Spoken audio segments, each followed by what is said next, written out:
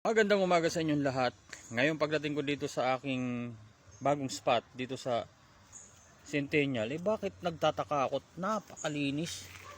Walang mga car. Hindi kaya bawal na dito magtinda? O sadyang napaaga lang ako dahil alas 10 na? Pero tingnan nyo naman, napakalinis. Walang mga car na nakaparada at nasa loob lahat. O sadyang ganitong oras wala pang estudyante dahil alas 10 pa lang. Tingnan mo, walang katao-tao. Mukhang napaaga pa ako By the way, nandito nga pala silang ngit-ngit. Ayan langit-ngit yan. Katao-tao. I mean, may tao. Wala palang car na nakaparada. Bakit kaya? Abangan natin yan. Uy, what?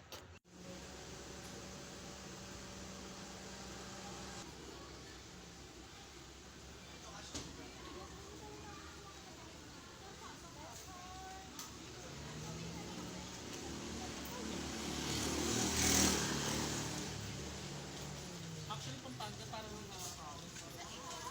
kasi, yeah, you know that there's a lot of society up there, like, you know.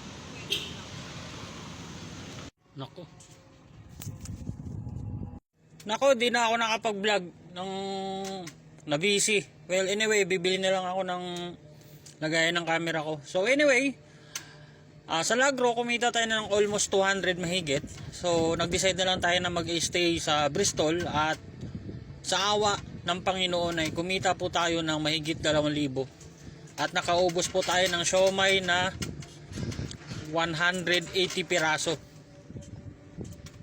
So 180, so 1.8 agad yon. Bukod pa doon sa kanin at bukod pa doon sa mga drinks. So thank God, ito yung sinasabi ko,